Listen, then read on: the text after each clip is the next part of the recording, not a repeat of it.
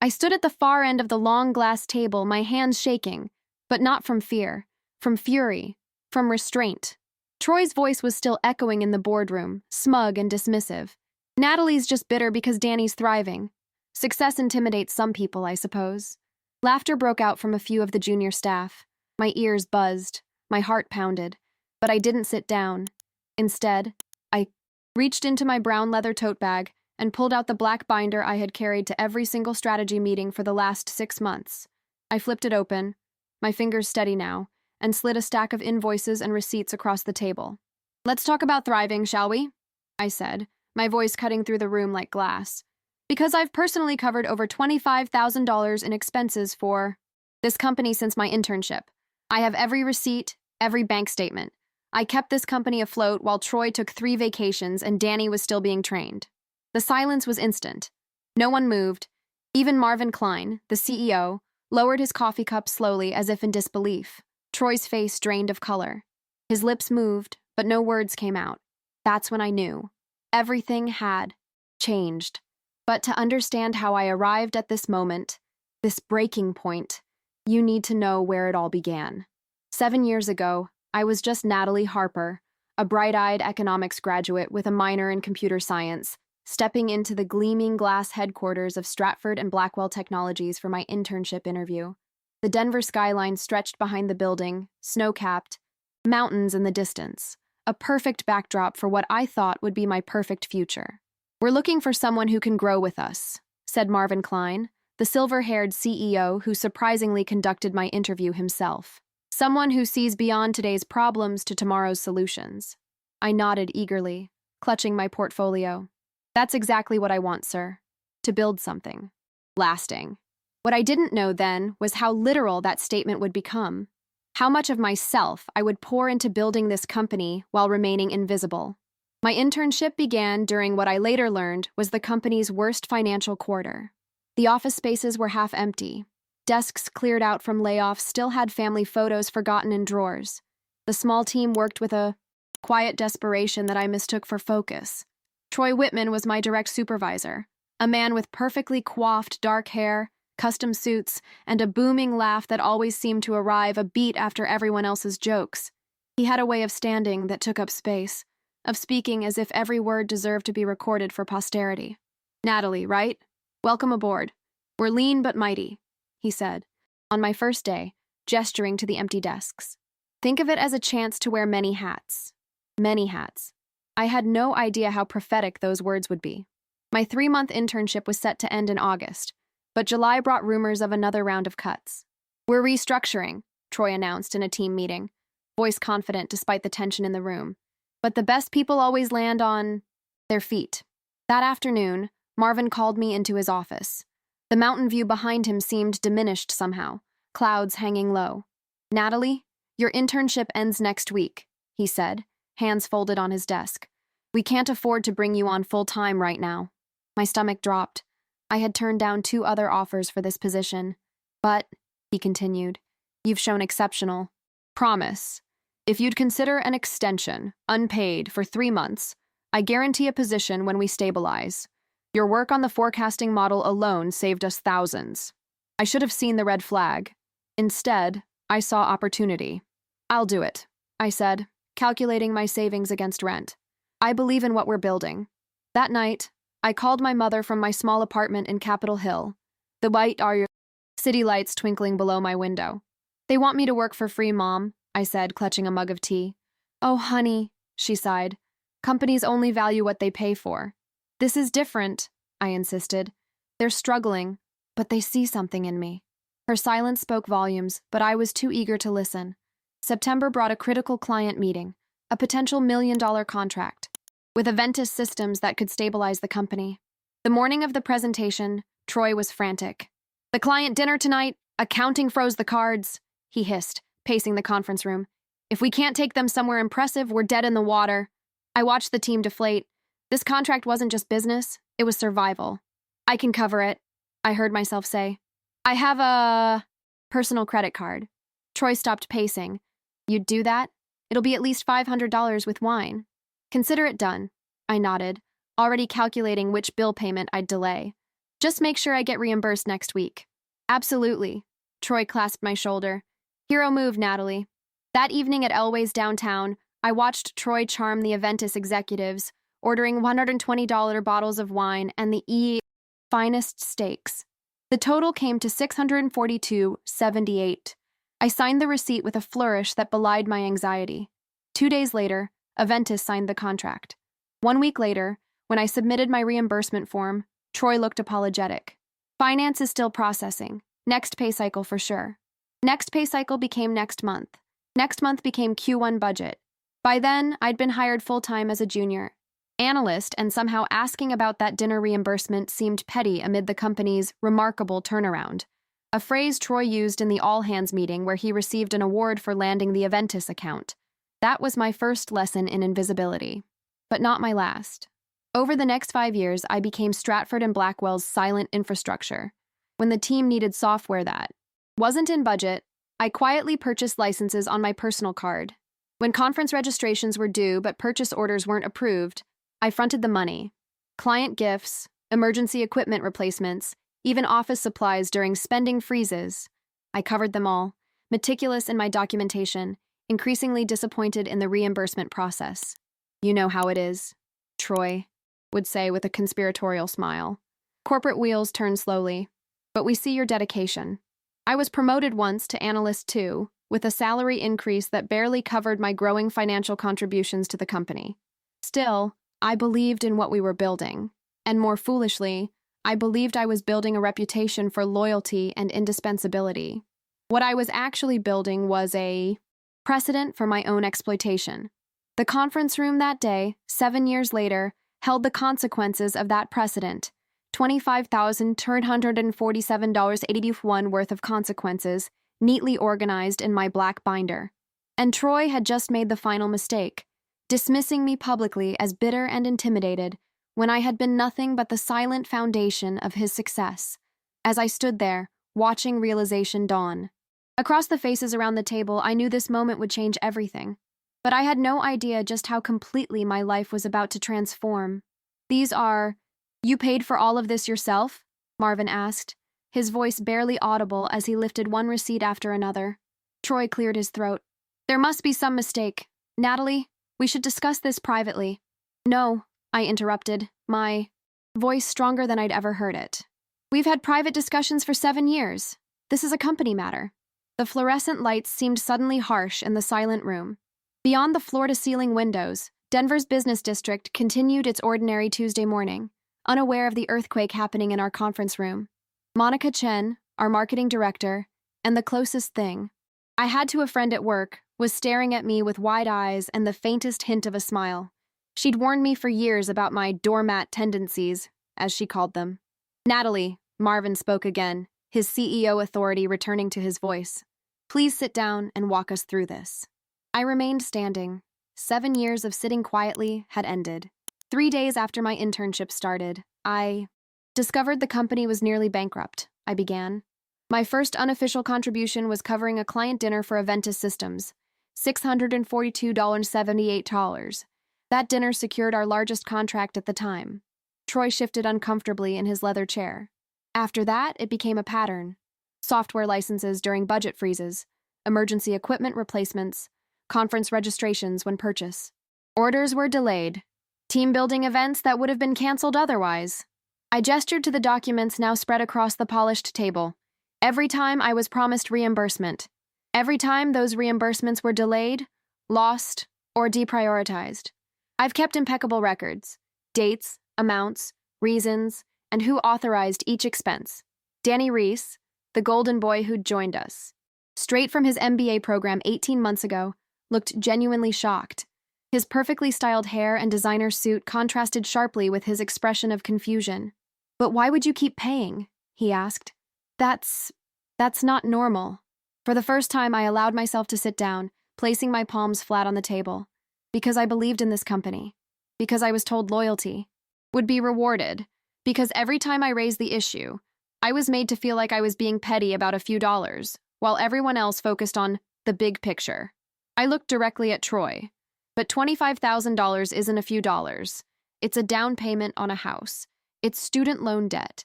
It's years of sacrifice while watching others take credit for work built on my financial contributions. The room fell into uncomfortable silence. I could almost hear the mental calculations as executives tried to determine their liability, their complicity. Olivia Kwan, our HR director, who had been quietly taking notes, finally spoke up. This is extremely serious. We'll need to conduct a full investigation into these claims. Troy's face had transitioned from shock to strategic retreat. Obviously, if there have been administrative oversights, we should correct them immediately. But I think we're all missing the point that this disclosure is clearly a reaction to yesterday's promotion announcement. The promotion. Danny's promotion to strategy director.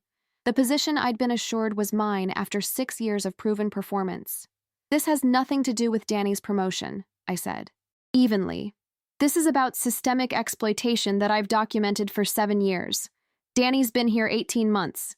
He's a symptom, not the cause. Danny's face flushed. I had no idea about any of this. Of course you didn't, I replied, softer now. You weren't supposed to. None of you were. The system works best when sacrifices remain invisible. Marvin stood up, his authority filling the room.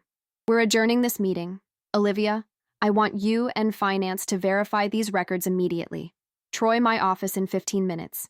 Natalie, please wait for me in the East Conference Room. As people gathered their materials in uncomfortable silence, Monica caught my eye and mouthed, Holy shit. For the first time in years, I felt something like peace. Whatever happened next, even if I lost my job, the truth was finally on the table. The East Conference Room was smaller, more intimate, with views of the mountains instead of the city. I sat alone for 23 minutes, watching clouds drift across the Rockies. I didn't check email. I didn't rehearse explanations. I simply breathed. When the door opened, it wasn't Marvin who entered, but Olivia from HR, carrying my binder with yellow sticky notes now protruding from its pages. Finance confirms the first 10 receipts match exactly with events and purchases in our records, she said without preamble. No reimbursements were ever processed. She sat across from me, her expression professional but her eyes sympathetic. Natalie, I need to ask, why now? You've clearly been documenting this for years. I looked at the, mountains, solid and unchanging despite the clouds that passed over them. Yesterday, Troy called me into his office to explain why Danny was being promoted over me. He said I lacked executive presence, that I was reliable but not leadership material, that Danny makes things happen while I just maintain what exists. I turned back to Olivia. I've maintained this company with my own money for 7 years. I've made things happen by sacrificing my financial future, and I realized that no matter what I did, I would always be invisible to people like Troy. Olivia nodded slowly. And the binder? You just happen to have 7 years of documentation with you today? For the first time since the meeting, I smiled slightly. I've carried this binder to every strategy meeting for the past 6 months. After each meeting, I'd add any new receipts. It was my own private protest, I suppose, sitting there with proof of my contributions while being overlooked. That's quite a statement, Olivia said. It wasn't meant to be a statement. It was more like carrying a photo of someone you've lost, a reminder of something real that others couldn't see. The door opened again, and this time Marvin entered, looking 10 years older than he had that morning. Olivia, could you give us a moment? When we were alone, Marvin sat heavily in the chair Olivia had vacated. Troy claims he had no knowledge of these expenses, says you never formally submitted them through proper channels. I reached into my bag and pulled out a thumb drive. 7 years of email threads discussing these expenses, screenshots of the reimbursement system showing my submissions, texts from Troy specifically asking me to handle it until budget frees up. Marvin took the drive, turning it over in his hand. Why didn't you come to me? The question hung in the air between us, genuine but somehow beside the point. Because this isn't about one person, Marvin. It's about a culture where loyalty is exploited rather than rewarded, where visibility matters more than value. I gestured to the mountains outside. This company talks about building something lasting, but you can't build lasting things on hidden sacrifices and broken promises. Marvin placed the thumb drive on the table and looked at me with new eyes, not as the quiet analyst who kept things running, but as someone he'd failed to truly see. What do you want, Natalie? The question was unexpected. In all my years of preparation, of documentation, of quiet rage. I'd never actually considered what resolution would look like. I want what I've always wanted, I said finally. Recognition for my contributions, reimbursement for my expenses, and a workplace where value isn't determined by who speaks loudest. Marvin nodded. Slowly, the weight of 7 years of institutional failure visible in his posture. We have a lot to address, but I want you to know, this changes everything. As he left the room, I turned back to the mountains, solid and enduring. Yes, I thought, this changes everything. And for the first time in 7 years, change felt like victory. The afternoon stretched into evening as I sat alone in my cubicle, the office gradually emptying around me. I hadn't been fired, at least not yet, but I'd been asked to take the rest of the day to gather my thoughts, while the executive team held emergency meetings. Monica texted me hourly updates. Troy's been in with legal for 2 hours. Danny looks like he's going to throw up. Marvin canceled his flight to Chicago. I should have felt anxious, but instead, I felt strangely calm. The weight I'd carried for 7 years had finally been set down. Whether I walked away with my job or not, I'd reclaimed something far more valuable: my voice. As the sunset painted Denver's skyline in shades of orange and purple, I packed my personal items into a cardboard box. Not because I'd been asked to, but because regardless of what happened tomorrow, I knew I couldn't continue as before. The invisible Natalie who silently bore the weight of others' success was gone. My phone buzzed with a text from an unknown number. This is Marvin. Can you meet me at Copperleaf Cafe at 7:30 tomorrow morning? I'd like to talk before the office day begins. I replied with a simple, I'll be there. That night, in my modest apartment in Washington Park, I poured a glass of wine and sat on my small balcony. The mountains were dark silhouettes against the night sky, solid and enduring. I thought about my mother's words from 7 years ago. Companies only value what they pay for. She had been right, of course, but it had taken me 7 years and $25,000 to learn that lesson. My phone buzzed again. Monica.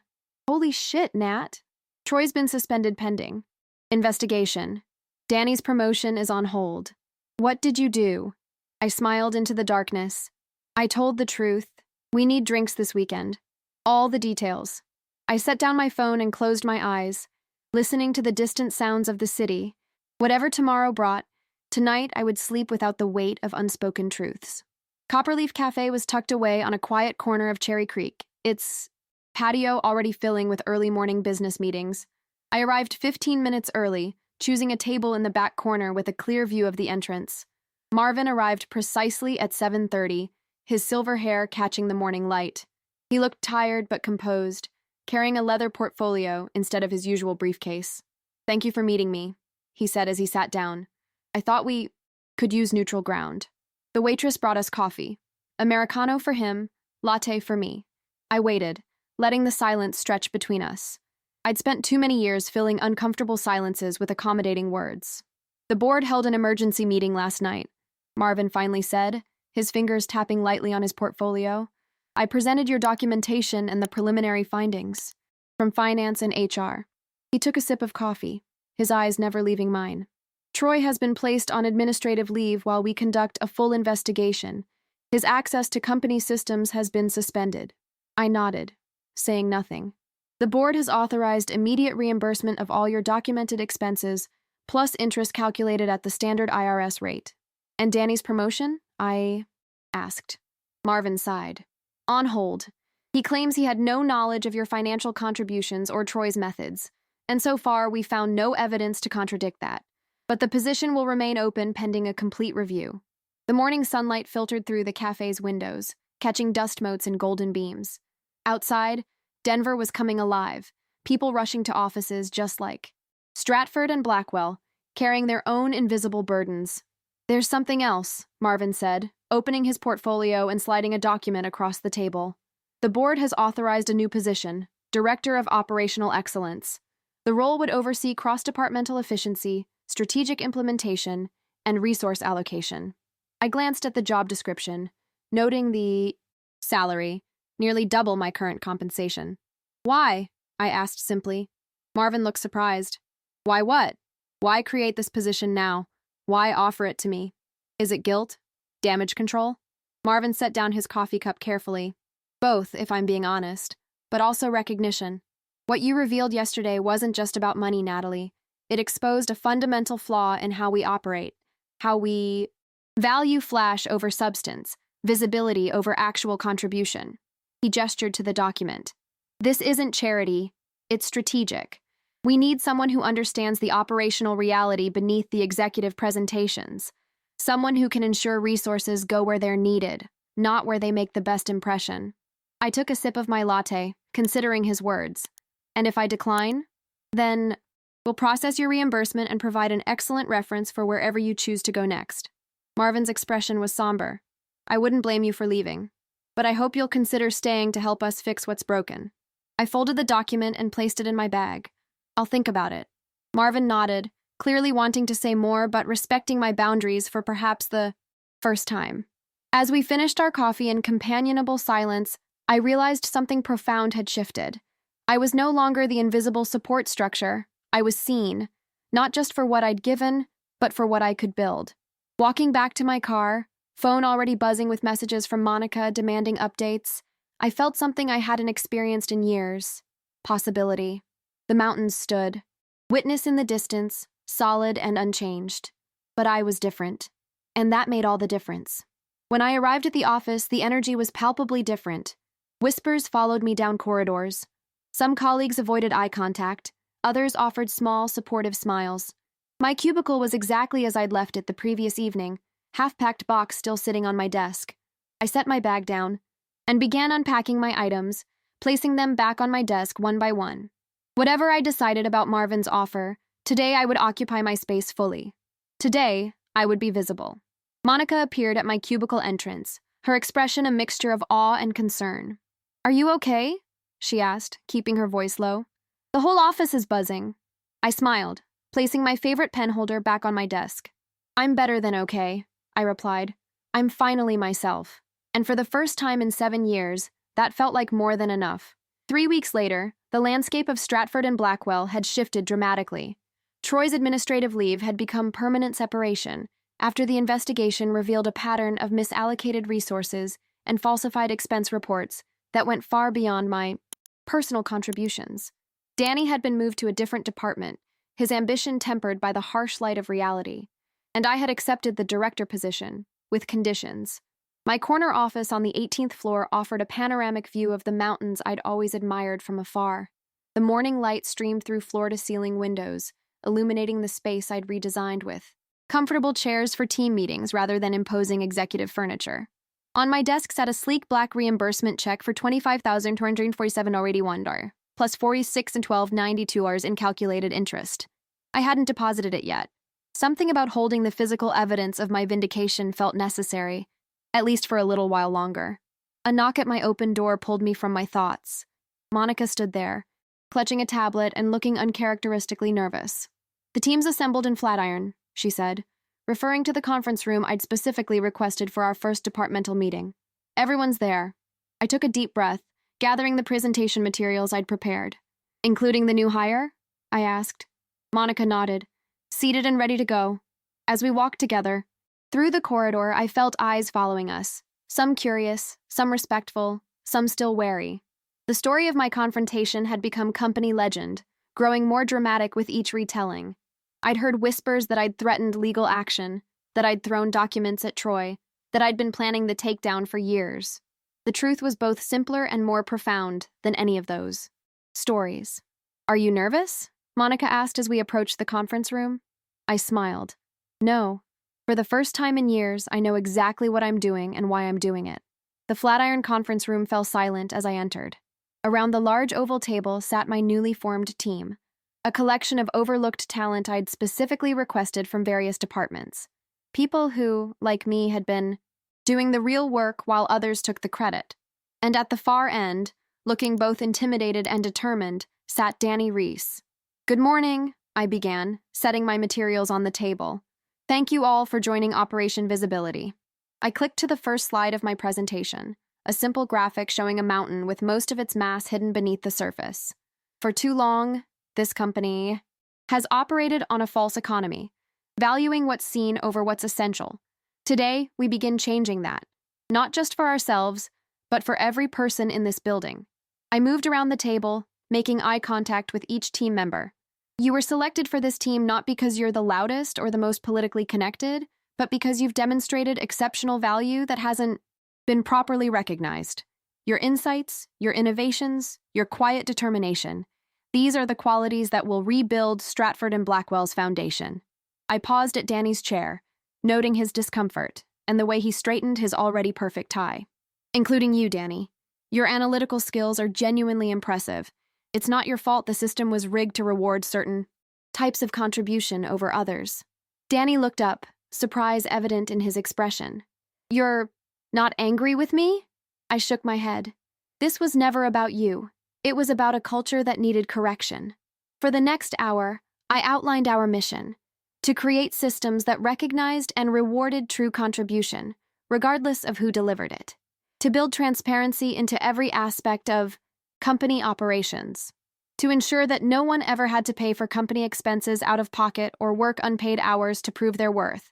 As the team engaged, offering insights and building on each other's ideas, I felt a sense of purpose I'd almost forgotten was possible in corporate America. Near the end of the meeting, Rachel Chen, a brilliant data analyst who'd been stuck in entry-level positions for 4 years, raised her hand. This all sounds great, but what happens when we face resistance? Because we will. I smiled, clicking to my final slide. A simple quote. The truth doesn't need to shout to be heard. We don't fight the old system with its own tactics, I explained. We don't scheme or manipulate or play political games. We simply build something better, document everything, and let results speak for themselves. I closed my presentation and looked around the table. Any other questions before we break into working groups? Danny raised his hand hesitantly. Why did you put me on this team? After everything that happened? The room fell silent, all eyes moving between us. I considered my answer carefully, because real change isn't about punishment or revenge. It's about creating systems where everyone can contribute their best work and be recognized for it, including people who benefited from the old system without realizing its cost. Danny nodded slowly, his expression thoughtful rather than defensive. As the team dispersed into smaller discussion groups, Monica pulled me aside, her expression questioning. Are you sure about Danny? Troy? Groomed him specifically. I watched Danny across the room, already engaged in earnest conversation with Rachel about data tracking methods. That's exactly why he needs to be here, I said. He has talent. He just needs to learn how to use it ethically. Monica shook her head with a smile. Always the bigger person. I'd have thrown him out the window.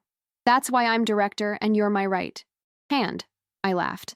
You keep me honest. I keep you out of prison. As the morning progressed into afternoon, I circulated among the working groups, listening more than directing. The energy in the room was palpable. People who had been silenced for years finally given permission to innovate, to question, to transform. When I returned to my office late that afternoon, Marvin was waiting, looking out at the mountains from my window. I heard your first team meeting was a success, he said, turning to face me. We've made a strong start, I replied, setting down my notebook. But cultural change takes time. Marvin nodded, his expression contemplative. I've been thinking about what you said in our coffee meeting, about seeing value versus creating flash. I've been CEO for 15 years, and somehow I missed what was happening right under my nose.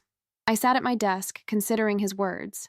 Systems perpetuate themselves unless deliberately changed, I said. You saw what you were conditioned to see. That's generous of you. It's not generosity. It's pragmatism. Looking backward with blame doesn't change the future. Building better systems does. Marvin smiled, the afternoon light, catching the silver in his hair. That's why the board unanimously approved your budget request this morning. The full amount. I blinked in surprise. I'd submitted an ambitious proposal for system-wide reforms, expecting negotiations and compromises. Thank you, I said simply. As Marvin turned to leave, he paused at the door. You know, I've been wondering why you stayed. After everything that happened, you could have taken your reimbursement check and walked away. Most people would have. I looked out at the mountains, solid and enduring on the horizon. Because running away doesn't fix what's broken, I said. And because I've invested too much in this company, not just money, but years of my life, I want that investment to mean something beyond my own career. Marvin nodded, understanding in his eyes. Well, we're lucky you chose to stay, even if we didn't deserve it. After he left, I turned back to the mountains, thinking about how far I'd come from that eager intern who believed loyalty meant silence. The woman who now stood in this office understood that true loyalty, to oneself, to one's colleagues, to one's principles, sometimes required speaking the hardest truths. The afternoon sun cast long shadows across my desk, highlighting the reimbursement check I still hadn't deposited. Tomorrow, I decided. Tomorrow I would cash it and close that chapter. Not because the money didn't matter, it absolutely did, but because what I was building now was worth so much more. I opened my laptop and began drafting new company policies on expense reporting, credit, and recognition, ensuring that no one at Stratford and Blackwell would ever again have to sacrifice their financial future to prove their professional worth. The invisible economy that had exploited me was crumbling, and from its foundations, something stronger was emerging. Something built on truth, transparency, and genuine value. And I was the architect. 6 months into my role as Director of Operational Excellence, the transformation at Stratford and Blackwell was gaining momentum. The company newsletter, once filled with posed executive photos and vague corporate language, now featured a monthly Hidden Heroes section highlighting employees whose behind-the-scenes work created meaningful impact. The expense system had been completely overhauled, with transparency dashboards and real-time approvals that eliminated the unofficial financing that had once been my burden. Most significantly, we'd implemented a dual evaluation system for promotions, one track measuring visibility metrics like presentations and client acquisition, the other tracking operational contributions like problem-solving, system improvements, and team support.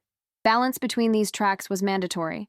For advancement, the Natalie Doctrine, Monica had jokingly called it during implementation. The name had stuck, becoming shorthand for the cultural shift sweeping through the company. On a crisp autumn morning, I arrived early to prepare for our quarterly board presentation. The office was quiet, dawn light just beginning to illuminate the mountains beyond my window. I'd come to appreciate these solitary moments, so different from the frantic early arrivals of my past, when I'd scramble to fix problems before others noticed. A soft knock interrupted my preparations. Danny stood in the doorway, looking more casual than I'd ever seen him in a simple button-down shirt without his signature expensive tie. "Morning," he said hesitantly. "I saw your light on. Do you have a minute?" I gestured to the chair across from my desk. "Of course." Danny sat, fidgeting slightly with the tablet in his hands.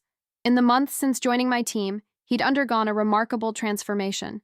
The polished arrogance had given way to something more authentic, a talented analyst who no longer needed to perform superiority to feel valuable.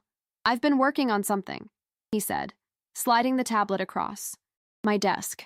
"For the board presentation today. Well, I think it might help strengthen our case for the next phase." I picked up the tablet, finding a data visualization I hadn't seen before. It showed the company's performance metrics before and after the implementation of our transparency initiatives: revenue, employee retention, project completion rates, client satisfaction. Every metric showed improvement, some dramatically so. "This is impressive work," I said, scrolling through the detailed analysis. "How long have you been developing this?" Danny shrugged, a gesture that would have been unthinkable from the old Danny who calculated every movement for maximum executive impression. "A few weeks. I've been analyzing the data streams from the new systems, looking for patterns." He leaned forward slightly. "The thing is, Natalie, the numbers don't just show that we're performing better. They show why." He reached over to tap a section of the report, bringing up a new visualization showing correlations between recognition programs and productivity improvements. When people don't have to fight to be seen, they put that energy into actual work instead. It's not just happier employees, it's measurably better outcomes. I studied the data, impressed by both the thoroughness of the analysis and the insight behind it. This wasn't just number crunching. This was understanding the human elements that drove those numbers. "This is exactly what we need for the board," I said. "Would you be willing to present this section yourself?" Danny looked startled. "Me? But this is your initiative, and you've just created compelling evidence for its success." I handed the tablet back to him. "The whole point of the Natalie Doctrine is giving credit where it's due. This analysis is yours." A slow smile spread across his face, not the practiced charm I'd seen him deploy in meetings with Troy, but something genuine. "I'd be honored," he said. "Thank you." As he left my office, I reflected on his journey. 6 months ago, Danny had been the golden boy, rising through shortcuts and favoritism. Now he was doing the most thorough work of his career, motivated not by shortcuts to advancement, but by the intrinsic value of the work itself. If Danny could change, perhaps corporate culture itself wasn't immutable after all. The board meeting that afternoon marked a turning point. Seated around the long mahogany table were the 12 men and women who controlled Stratford and Blackwell's ultimate direction: venture capitalists, industry veterans, and financial analysts who had initially viewed my promotion with skepticism.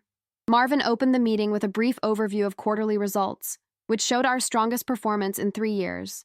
Then he turned the floor over to me for the operational excellence update. I began with a simple slide.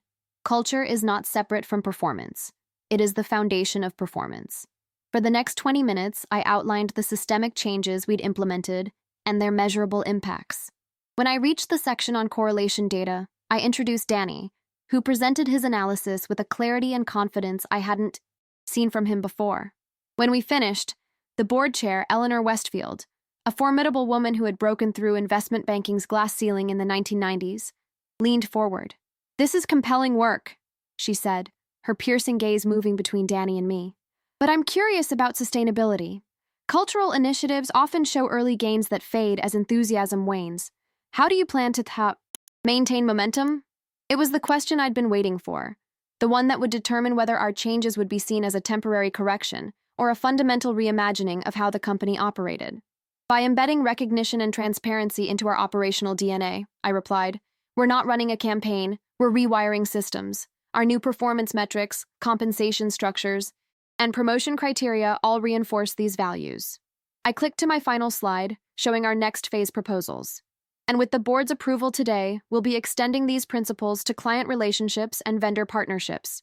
The external ecosystem that surrounds us shapes our internal culture just as much as our policies do." Eleanor studied the proposals, her expression thoughtful. "You're essentially redefining how we do business at every level," she observed. "Yes," I said simply, because the old definition wasn't sustainable, financially or humanly. There was a moment of silence around the table. Then Eleanor smiled, a rare sight in board meetings. "I started my career as the only woman in rooms full of men who took credit for my financial models," she said. "It took me 20 years to reach a position where that was no longer possible." She glanced around the table. "Ms. Harper has found a way to solve in 6 months what took me 2 decades. I moved to approve the next phase funding in full." The vote was unanimous. As we left the boardroom, Danny fell into step beside me, his expression a mixture of exhilaration and disbelief. "That was," he began. Victory," I finished for him. "For all of us." He nodded, then hesitated before speaking again. "I've been meaning to ask you something. Why did you keep me on your team after everything with Troy? You could have pushed me out easily." I considered his question as we walked through the corridor where, a little over 6 months ago, I had carried my black binder of receipts to the meeting that changed everything. "Because talent shouldn't be wasted," I said finally. "Not yours, not mine, not anyone's. The system was broken, Danny, not you. You just adapted to what was rewarded." He was quiet for a moment. "Well, thank you for seeing the difference," he said, "and for giving me a chance to be better than what Troy taught me to be." As Danny turned toward his office, I continued to mine, thinking about Eleanor's words. 20 years to achieve what we'd begun in 6 months. The thought was both empowering and sobering, a reminder of how much unnecessary struggle had been endured by so many for so long. But change, once begun, had its own momentum, and as I looked out my window at the enduring mountains, I knew we were only just beginning. Winter settled over Denver, dusting the mountains with snow and bringing holiday decorations to the office. The annual Stratford and Blackwell holiday party, once an exercise in hierarchical posturing, had been reimagined as a celebration of collective achievement. I stood near the windows of the venue, a modern art gallery downtown, watching team members from across departments mingling freely, the old invisible barriers between levels beginning to dissolve. The traditional executive recognition segment had been replaced with a company-wide appreciation ceremony where teams nominated colleagues whose contributions had made meaningful differences throughout the year. "Quite a change from last year," Monica said, appearing beside me with 2 glasses of champagne. She handed one to me. "Remember how Troy made that 30-minute speech about his visionary leadership while everyone's food got cold? I smiled, accepting the glass, and then had Danny present him with that ridiculous Mentor of the Year plaque they'd clearly ordered themselves. God, it was nauseating. Monica clinked her glass against mine. To better traditions. As we sipped our champagne, I noticed Danny across the room, deep in conversation with Rachel from Data Analytics. They were huddled over a tablet, gesturing excitedly about whatever they were viewing. It wasn't lost on me that a year ago, Danny wouldn't have been caught dead talking shop with a lower-level employee at a social function. Your protege has come a long way, Monica observed, following my gaze, though I still can't believe you kept him. Everyone deserves the chance to be more than their worst influences, I replied. Monica raised an eyebrow. Saint Natalie, always seeing the best in people. Hardly, I laughed. Just practical. Talent is too valuable to waste on grudges. As the evening progressed, I made my way through the gathering, connecting briefly with team members and celebrating their contributions. The energy was different from any event I'd attended before, genuine warmth replacing the strained networking of past functions. Near the dessert table, I encountered Marvin in conversation with several board members, including Eleanor Westfield. Ah, here she is, Marvin said as I approached. The architect of our transformation. Eleanor extended her hand. Ms. Harper, I was just telling Marvin that my investment firm is considering implementing your dual evaluation system across our portfolio companies. Would you be open to consulting on the framework? Before I could respond, a hush fell over the room as Olivia from HR took the small stage at the front of the gallery. If I could have everyone's attention, she called, her voice carrying through the space. It's time for our appreciation ceremony. I moved toward the crowd gathering around the stage, but Eleanor touched my arm lightly. We'll continue this conversation, she said. I think your approach could transform more than just Stratford and Blackwell. The appreciation ceremony was moving in its simplicity. Teams had nominated colleagues whose contributions had made meaningful differences throughout the year. Each recipient received a small, crystal award and a bonus, but more importantly, they received public recognition from their peers. When the formal ceremony concluded, Marvin stepped onto the stage. Before we return to the celebration, there's one more recognition that wasn't on the program. He gestured toward me. Natalie, would you join me up here? Surprised, I made my way to the stage, uncomfortably aware of all eyes, turning toward me. 6 months ago, Marvin began, Stratford and Blackwell was at a crossroads, though most of us didn't realize it. We had created a culture that rewarded the wrong things and overlooked true value. We might have continued down that path if not for one person's courage to speak truth, regardless of the personal cost. He turned to face me directly. Natalie didn't just expose problems, she created solutions. She didn't just identify flaws, she built better systems. And she did it not from anger or ambition, but from a genuine belief that we could be better than we were. Marvin lifted a small box from his pocket. The board has authorized a special recognition, something we've never done before. He opened the box to reveal a small golden pin shaped like a mountain. This is the Cornerstone Award, created specifically to honor those who build foundations others stand upon. As he pinned it to my lapel, the room erupted in applause. Genuine, enthusiastic applause that brought unexpected tears to my eyes. Thank you, I said simply when the applause subsided, too moved for an elaborate speech. As I stepped down from the stage, colleagues approached with congratulations and words of appreciation. It was surreal, being so visible after years of working in the shadows. Later, as the party wound down, I found myself alone on the gallery's balcony, looking out at Denver's winter skyline. The cold air was bracing after the warmth inside, snowflakes beginning to drift lazily from the night sky. The door opened behind me, and Danny stepped out, pulling his jacket tight against the chill. Not hiding, are you? He asked, moving to stand beside me at the railing. Just catching my breath, I replied. It's been an eventful night. That's one way to put it. He leaned against the railing. You know, when you first exposed everything Troy was doing, and by extension, what I was benefiting from, I was angry. I thought you were trying to tear me down. Along with him. I watched the snow beginning to accumulate on the railing between us. And now? I asked. Now I understand you were trying to build something better. He gestured toward the pin on my lapel. Cornerstone is the perfect word. You've been the foundation everyone else stands on. The sincerity in his voice was unexpected. I appreciate that, Danny. But the point isn't to create new heroes. It's to create systems where heroic efforts aren't required to be valued. He nodded, thoughtful.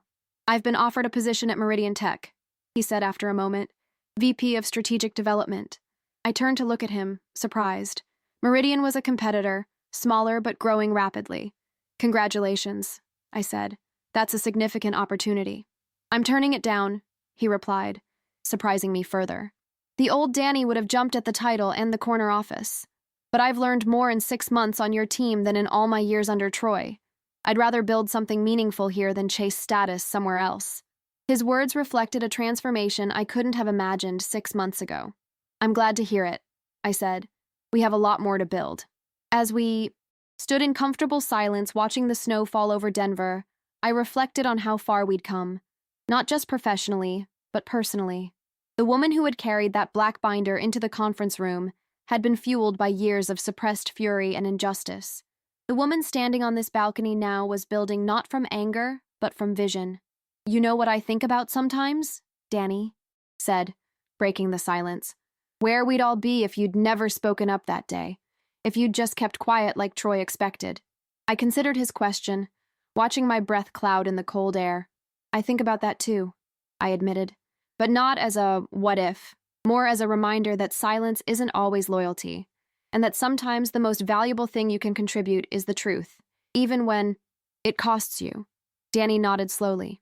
I'm trying to remember that. To be braver about speaking up when things aren't right. As more snowflakes began to fall, we turned to head back inside. Danny held the door, a small gesture of respect that would have been unthinkable from him a year ago. You know, he said as I passed, Troy used to say that some people were just meant to support others. Success. I think he had it backwards. Some people create the conditions for everyone to succeed. In the warm light of the gallery, I caught a glimpse of my reflection in the window. Confident, steady, wearing a small golden mountain on my lapel.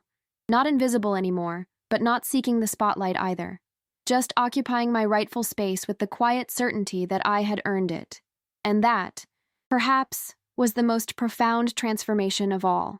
1 year to the day after I had placed my black binder of receipts on the conference table, I stood in the Denver Convention Center, accepting the Women in Business Leadership Award. The ballroom was filled with executives, entrepreneurs, and industry leaders from across Colorado. Their attention focused on the stage where I now stood, microphone in hand. Thank you for this honor, I began, looking out at the sea of faces. But I want to be clear. This award doesn't celebrate exceptional leadership. It celebrates what should be normal leadership. A murmur rippled through the audience. For too long, we've rewarded the wrong things in business. We've celebrated the loudest voices rather than the most valuable contributions. We've promoted based on visibility rather than impact. And in doing so, we've created workplaces where talent is wasted, where contributions go unrecognized, and where the true foundations of success remain invisible. I glanced toward the Stratford and Blackwell table, where Marvin, Monica, Danny, and several members of my team sat watching. Their support over the past year had been unwavering as we transformed not just our company, but began influencing others throughout Denver's business community. A year ago, I was carrying a binder of receipts totaling over $25,000, expenses I had personally covered for my company over 7 years, while watching others take credit for success built on my sacrifices. The audience grew silent, many leaning forward in their seats. Today, I'm not here to tell a story of personal vindication. I'm here to challenge every leader in this room to examine the invisible economies operating in your own organizations. Who is doing the essential work that goes uncredited? Whose contributions are foundational but unrecognized? And most importantly, what systems have you built, intentionally or unintentionally, that perpetuate this imbalance? I moved away from the podium, stepping to the edge of the stage to connect more directly with the audience. At Stratford and Blackwell, we've implemented what we call dual evaluation metrics, measuring both visible contributions and operational impact. We've created transparency in resource allocation and recognition. We've built systems where value is measured by actual impact, not by who takes credit. I paused, letting my gaze move across the room. The results speak for themselves. Employee retention up 32%. Productivity increased by 28%. Client satisfaction at a historic high. And our financial performance reflects these improvements. We've seen 24% revenue growth in a market that averaged 9%. Nodding heads throughout the audience suggested these numbers were making an impression. But beyond metrics, We've created a workplace where people bring their full talents to the table without fear that their contributions will be exploited or appropriated, where collaboration has replaced competition, where success is collective rather than individual. I stepped back to the podium, touching the small golden mountain pin on my lapel that had become my personal talisman. So I accept this award not as a personal achievement, but as recognition of a better way of doing business, one that values substance over spectacle, one that recognizes that the most important contributions often happen outside the spotlight. As I concluded my speech to enthusiastic applause, I caught Eleanor Westfield's eye from her table near the front. The board chair had become an unexpected ally, championing our methods across her portfolio of companies and introducing me to her extensive network of business leaders. Later, during the reception, Eleanor approached with a distinguished-looking man I recognized immediately, Richard Harlow, CEO of Vertex International, one of the largest technology consultancies in the country. "Natalie," Eleanor said, "I'd like you to meet Richard Harlow." "Richard, this is Natalie Harper, the force of nature I've been telling you about." Richard extended his hand. "That was quite a speech, Ms. Harper. Eleanor has been singing your praises for months, but seeing you in action makes her enthusiasm more understandable." "Thank you," I replied, shaking his hand. "And please, call me Natalie." "Richard has a proposition." "For you," Eleanor said, a knowing smile playing at the corners of her mouth. Richard nodded. "Vertex is launching a new division focused on organizational transformation. We help companies identify and correct exactly the kind of systemic issues you've addressed at Stratford and Blackwell." He handed me a business card. "We're looking for someone to head this division. Someone with both the practical experience of implementing change and the vision to scale that approach across multiple organizations and industries." I looked down at the card, then back at Richard. "You're offering me a job?" "I'm offering you a platform," he corrected. "What you've built at S&B is impressive, but imagine implementing those principles across hundreds of companies, changing not just one workplace, but workplace culture itself." The proposition was unexpected and momentarily overwhelming. I glanced across the room to where my team was gathered, celebrating our collective recognition. "It's a generous offer," I said carefully, "but I'm in the middle of important work at Stratford and Blackwell." "Of course," Richard nodded. "I wouldn't expect an immediate answer. Take some time to consider. Talk to your team. The position will remain open for you." As Eleanor and Richard moved on to greet other attendees, Monica appeared at my side, champagne flute in hand. "What was that about?" she asked, eyeing the business card I was still holding. "A job offer," I said, slipping the card into my clutch. "A big one." Monica raised an eyebrow. "Are you considering it?" I looked around the room, at the life I had built from the ashes of my exploitation, the respect I had earned, the systems I had created, the people whose professional lives had been transformed by our work together. "I don't know," I admitted. "A year ago, I would have jumped at the chance to leave. Now you've built something worth staying for," Monica finished for me. Later that night, after the award ceremony had concluded, and I had returned to my apartment, I stood on my balcony looking out at the mountains, their peaks silvered by moonlight. The same mountains that had witnessed my journey from invisible support structure to recognized leader. The Vertex offer represented an opportunity I couldn't have imagined a year ago, the chance to expand my impact beyond a single company to potentially hundreds. To transform, not just my workplace, but workplace culture itself. But Stratford and Blackwell was more than just a job now. It was proof that change was possible, that systems could be rebuilt, that people could grow beyond the limitations of toxic cultures. As I contemplated the decision before me, my phone buzzed with a text from Marvin. "Proud doesn't begin to cover it. Whatever comes next, you've changed S&B. Forever. Whatever comes next." That was the question, wasn't it? I turned from the balcony and went inside, placing the Vertex business card on my kitchen counter. Tomorrow would be soon enough to weigh options and consider paths. Tonight was for acknowledging how far I'd come from that moment of fury and revelation a year ago, from invisible to influential, from exploited to empowered, from silence to speaking truth that others needed to hear. The mountain stood witness, solid and unchanging, as I had changed everything around me, and regardless of which path I chose next, that transformation was permanent. Spring arrived in Denver with its characteristic fickleness, days of sunshine and warmth interrupted by sudden snowstorms, the mountains changing from white to green and back, again with each weather shift. It mirrored my own internal weather as I contemplated the Vertex offer, weighing opportunity against attachment, ambition against loyalty. I had discussed the offer with Monica over countless coffee breaks, with Marvin during our weekly one-on-ones, even with Danny during a team hike in the foothills. Each conversation clarified different aspects of the decision, but the ultimate choice remained elusive. On a particularly beautiful April morning, I received an unexpected meeting invitation from Marvin. The location wasn't his office or a conference room, but Shore Coffee, a small independent cafe several blocks from Stratford and Blackwell. When I arrived, Marvin was already seated at a corner table, 2 ceramic mugs steaming before him. He looked different. Somehow, more relaxed, dressed in a casual button-down rather than his usual formal attire. "Thanks for meeting me off-site," he said as I sat across from him. "I wanted to talk somewhere neutral." I wrapped my hands around the warm mug. "That sounds ominous." He smiled. "Not at all, just important." For a moment, we sat in comfortable silence, sipping our coffee. Through the cafe window, I could see the mountains in the distance, their peaks still snow-capped despite the spring warmth in the city.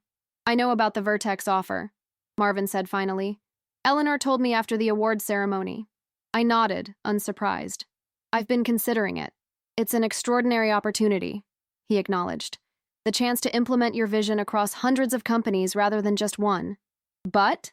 I prompted, hearing the unspoken qualification in his tone. Marvin set down his mug. "But before you decide, I want to share something with you." He reached into his messenger bag and withdrew a folder, sliding it across the table. "The board approved this yesterday. I wanted you to be the first to know." I opened the folder to find a detailed proposal titled Cornerstone Initiative. As I scanned the document, my breath caught. It outlined the creation of a new consulting division within Stratford and Blackwell, a team dedicated to helping other companies implement the organizational transformation principles we had developed internally. "You want to create a consulting practice?" I asked, looking up from the document. "We want you to create it," Marvin corrected. "To build and lead it.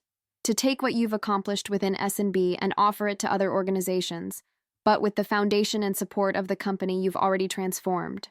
I continued reading, noting the ambitious scope: a dedicated team, substantial resources, autonomy to develop methodologies and client relationships. "This is comprehensive," I said, impressed by the detail and commitment the proposal represented. "It should be. You've spent a year proving that your approach works. Now we want to help you scale it." I closed the folder, considering the implications. "Why not just let me go to Vertex? Wouldn't that be simpler?" Marvin shook his head. "Simpler, perhaps, but not better. What you've built at S&B isn't just a set of policies or metrics. It's a culture, one that exists because people experience the transformation firsthand. Your team understands these principles at a cellular level because they lived through both the before and after." He leaned forward, his expression earnest. "At Vertex, you'd be implementing theoretical models. At S&B, you'd be extending lived experience. There's a profound difference." I looked out the window at the mountains, the same mountains I'd gazed, at from my cubicle, from my office, from my apartment balcony throughout this journey. They had witnessed every step of my transformation from invisible supporter to recognized leader. "I need some time to think about this," I said finally. Marvin nodded. "Of course. Take all the time you need." That evening, I invited Monica to join me for dinner at my apartment. As we sat on my balcony with takeout containers and glasses of wine, I showed her the Cornerstone Initiative proposal. "Holy shit," she said after reading it. "They're really pulling out all the stops to keep you." "It's not just about keeping me," I reflected. "It's about building something meaningful on the foundation we've already laid."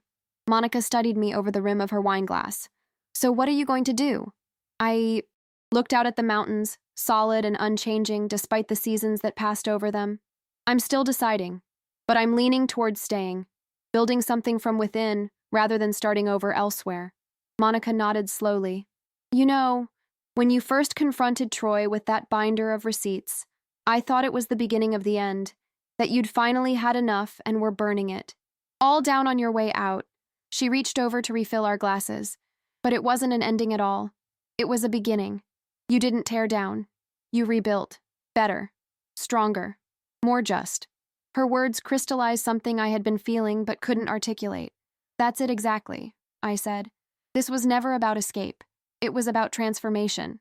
The next morning, I requested meetings with both Richard Harlow at Vertex and Marvin at Stratford and Blackwell. Both were scheduled for Friday, Vertex in the morning, S&B in the afternoon. The Vertex offices occupied the top floors of a gleaming downtown high-rise, all glass and chrome and spectacular views. Richard welcomed me warmly, leading me through an impressive workspace filled with designers, strategists, and consultants bustling between glass-walled meeting rooms. "We're expanding rapidly," he explained as we settled into his corner office. "The division you would lead already has commitments from 23 major clients waiting for our organizational transformation services." He outlined an enticing package: significant salary increase, equity options, a team of 30 consultants, and the prestige of the Vertex brand behind. My methodologies. "We could implement your approach across hundreds of companies within 2 years," he concluded. "Your impact would be exponential." I thanked him for the opportunity, promising a decision by Monday morning. As I rode the elevator down from the Vertex offices, I felt the weight of the choice before me. Vertex offered scale, resources, and immediate impact. It was everything an ambitious professional could want. And yet, that afternoon, I sat across from Marvin in his office at Stratford and Blackwell. The view wasn't as spectacular as Vertex's, but it framed the mountains I had come to see as silent witnesses to my journey. "Before you tell me your decision," Marvin said, "I want you to know something. Whatever you choose, you've already won. You transformed a broken culture. You created systems of fairness and recognition that will outlast any individual's tenure. Your impact here is permanent." His words touched me unexpectedly. Because he was right. I had already won the most important victory. I had changed something fundamental not just for myself, but for everyone who would work at Stratford and Blackwell in the future. "I'm staying," I said simply. "I'm going to build the Cornerstone Initiative from within S&B. Marvin's relief was visible. "May I ask why?"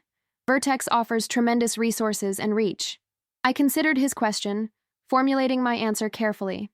"Because transformation isn't just about new policies or metrics. It's about culture, and culture is created through shared experience and collective memory." I gestured to the office. "Around us. Everyone here remembers what it was like before. They understand the difference not just intellectually, but viscerally. That shared journey is our most powerful asset in helping other organizations change." I smiled, feeling the rightness of my decision settling into certainty. Besides, I didn't invest 7 years and $25,000 just to walk away once things got good. 2 weeks later, we launched the Cornerstone Initiative with a small ceremony in the atrium of our building.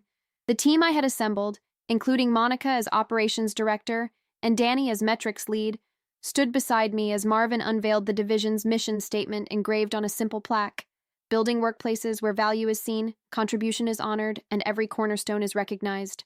As colleagues gathered to celebrate this new venture, I caught sight of a familiar face at the edge of the crowd: Troy, my former boss, looking considerably less polished than he once had.